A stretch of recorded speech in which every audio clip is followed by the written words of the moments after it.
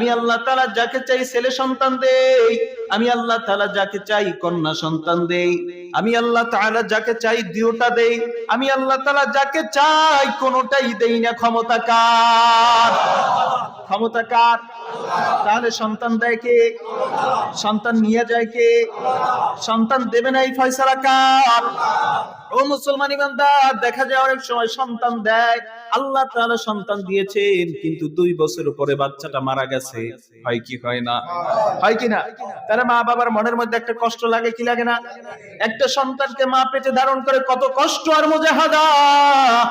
আল্লাহর নবী সাল্লাল্লাহু আলাইহি ওয়াসাল্লাম বলেন, কোন মা যদি বাচ্চা জন্ম দিতে গিয়া ব্যথার কারণে ইন্তেকাল করে, আল্লাহ পাক রব্বুল আলামিন তাকে শহীদি মর্যাদা দিয়ে জান্নাত দান করবেন। ও মুসলমান ইমানদার, মা বোনেরা যে বাচ্চাদেরকে দুধ পান করায়, আল্লাহ পাক রব্বুল আলামিনের পয়গম্বর বলেন, এই প্রত্যেকটা ফোঁটার বিনিময়ে আল্লাহ পাক রব্বুল আলামিন বাচ্চার মায়ের আমলনামায় সদকার সওয়াব দিয়ে দেয়। সওয়াব আর সওয়াব। মুসলমান ইমানদার, হাদিসের মধ্যে নবী আকরাম সাল্লাল্লাহু আলাইহি ওয়াসাল্লাম বলেন, এক সাহাবী নবীজিকে জিজ্ঞেস করছে, ইয়া রাসূলুল্লাহ, ইয়া হাবিবাল্লাহ, আমার কাছে সবচেয়ে উত্তম ব্যবহার পাইতে পারে কে? নবীজি বলেন, উম্মুকা, তোমার মা। সাহাবী বলেন, সুম্মা মান, এরপরে কে? নবীজি বলেন, তোমার মা। সাহাবী বলেন, এরপরে কে? নবীজি বলেন, উম্মুকা, তোমার মা। সাহাবী বলেন, এরপরে কে? নবীজি বলেন, আবুকা, তোমার বাবা। হাদিসের মধ্যে নবীজি সাল্লাল্লাহু আলাইহি ওয়াসাল্লাম মায়ের কথা 3 বার বললেন। কয়বার? জোরে বলেন, কয়বার? বাবার কথা বললেন একবার। কেন কেন কেন বাবার কথা একবার বললেন? কেন মায়ের কথা 3 বার বললেন? কেন? মুহাদ্দিসিনে কেরাম বলেন, মায়ের কথা হাদিসের মধ্যে 3 বার বলার কারণ, মা এমন স্পেশাল 3টা কষ্ট বাচ্চার জন্য করে যেখানে বাবার কোনো অংশীদারিত্ব নাই। বাবার কোনো অংশীদারিত্ব নাই। 1 নাম্বার, মা বাচ্চাকে পেটে ধারণ করে, গর্ভে ধারণ করে, এখানে বাবার কোনো অংশীদারিত্ব আছে? 2 নাম্বারে, মা বাচ্চাটাকে প্রসব করায়, বাচ্চা জন্ম দেয়, এখানে বাবার কোনো অংশীদারিত্ব নাই। 3 নাম্বারে, মা বাচ্চাকে দুধ পান করায়, এখানে বাবার কোনো অংশীদারিত্ব নাই। 3টা কষ্ট স্পেশাল ভাবে মা সন্তানের জন্য করে, যার কারণে নবী আকরাম সাল্লাল্লাহু আলাইহি ওয়াসাল্লাম হাদিসের মধ্যে মায়ের কথা 3 বার বললেন। কয়বার? বাবার দায়িত্ব সন্তানকে মানুষ করা, খরচ বহন করা। এজন্য নবী আকরাম সাল্লাল্লাহু আলাইহি ওয়াসাল্লাম মায়ের কথা কয়বার বললেন? বাবার কথা কয়বার বললেন?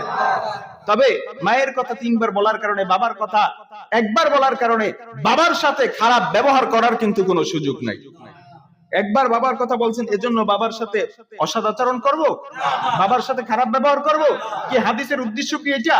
হাদিসের উদ্দেশ্য এটা নয়, বরং মাকে সম্মানিত করা, মেয়ে জাতিকে সম্মানিত করা, মাকে আল্লাহর কাছে বেশি দামি বানানোর জন্যই আল্লাহ পাকের পয়গম্বর 3 বার মায়ের কথা হাদিসের মধ্যে বলছেন। সুবহানাল্লাহ।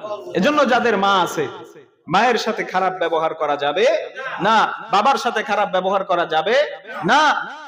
আমি কয়েক জুমা আগে বলেছিলাম, হযরতে মুআজ রাদিয়াল্লাহু তাআলা ঢুকে আল্লাহর নবী সাল্লাল্লাহু আলাইহি ওয়াসাল্লাম 10টা নসিহত করেছিলেন। কয়টা? তার মধ্যে থেকে একটা নসিহত, মুআজ তুমি তোমার মা বাবার সাথে খারাপ ব্যবহার করবা না। মনে আছে না? মা বাবার সাথে খারাপ ব্যবহার করবা না। যদিও তোমার মা বাবা তাদের সমস্ত সম্পত্তি থেকে তোমাকে ত্যায্য করে দেয়, যদি বলে তুই আমার ঘর থেকে সবকিছু রেখে বের হয়ে যা, তুমি বের হয়ে যাবা, তারপরেও মা বাবার সাথে খারাপ ব্যবহার করবা না। অনেক সময় মা বাবা রাগ করে বলে, এই তুই ঘর থেকে বের হয়ে যা, আমার সম্পত্তি আমি আমার ছোট ছেলেকে দিয়ে দেব, অথবা বড় ছেলেকে দিয়ে দিব, অমুক ছেলেকে দিয়ে দেব, তোকে কিছুই দিব না, যা তুই বের হয়ে যা। রাগের মাথায় যদিও বলে, কিন্তু দেখবেন 2-1 ঘন্টা পরে এই বাবাই কিন্তু আবার আপনাকে খুঁজে বের করবে। ঠিক কিনা বলেন? এই মাই আবার বলবে, আরে ছেলেটা কই গেল, কি খায় না খায়, যান ওকে একটু খুঁজে নিয়ে আসে। ঠিক কিনা বলেন? তার সম্পত্তি আপনাকে দিবে না তো কাকে দিবে? রাগের মাথায় বলে। যদি কোনো অযৌক্তিক ভাবেও মা বাবা রাগ করে থাকে, আপনি ধৈর্য ধারণ করবেন, আপনি হকে আছেন, আপনি রাইট আছেন, মা বাবা ভুলে আছে, তারপরেও আপনি কিছুই বলবেন না, কারণ মা বাবা তাদেরকে কিছু বলা যাবে, কিছুই বলা যাবে না। আপনার বিধান, আপনি রাইট আছেন, আপনি সঠিকের উপরে আছেন, মা বাবা ভুলের উপরে আছে, তারপরেও কিছু বলবেন না। অযৌক্তিক ভাবে রাগ করলেও আল্লাহ পাক রব্বুল আলামিন এই মা বাবাকে বুঝ দিয়ে দিবে। সুবহানাল্লাহ। মা বাবাকে কি করবে? বুঝ দিয়ে দিবে। আপনি 2 রাকাত নামাজ পড়ে আল্লাহর কাছে দোয়া করেন, আল্লাহ আপনি আমার মা বাবাকে বুঝ দিয়ে দেন। সুবহানাল্লাহ। মা বাবার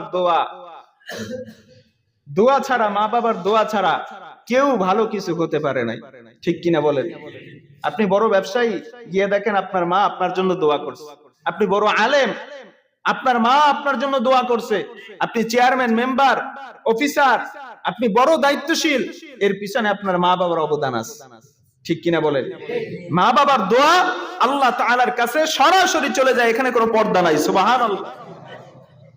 যার মা আছে তার দোয়ার দরজা খোলা আছে, যার বাবা আছে তার দোয়ার দরজা খোলা আছে, যার মা বাবা দুইজন আছে তার দোয়ার দরজা দুইটা খোলা, যার মা বাবা নাই তার দোয়ার দরজা কিন্তু দুইটাই বন্ধ। আল্লাহর কাছে দোয়া করি, আল্লাহ এখানে যাদের মা বাবা আছে আল্লাহ তাদেরকে আপনি নেক হায়াত দান করেন, আর যাদের মা বাবা নাই অন্ধকার কবরবাসী হয়ে গেছে আল্লাহ আপনার কাছে ফরিয়াদ করি, ওগো আল্লাহ এই মা বাবার কবরকে আপনি জান্নাতের বাগান বানায় দেন। বলেন আমিন। বাইতুল্লাহ গিয়া লাব্বাইকের আওয়াজ দিয়া কালো গিলাফটাকে তাওয়াফ করলে আল্লাহ পাক রব্বুল আলামিনের ঘরটাকে পাওয়া যায়। ঠিক না? আল্লাহর ঘর তাওয়াফ করা যায়। হাকিমুল উম্মাত শাহ আশরাফ আলী থানভী রাহমাতুল্লাহ আলাইহির কাছে এক আলেম প্রশ্ন করছে, ও আল্লাহর বান্দা, ও আল্লাহর ওলি, লক্ষ লক্ষ লক্ষ লক্ষ টাকা খরচ করে বাইতুল্লাহ গিয়া কালো গিলাফটা যদি কোনো ব্যক্তি তাওয়াফ করে তাহলে সে কি পাবে? বলে সে আল্লাহর ঘর তাওয়াফ করতে পারবে, আল্লাহর ঘরটাকে পাবে।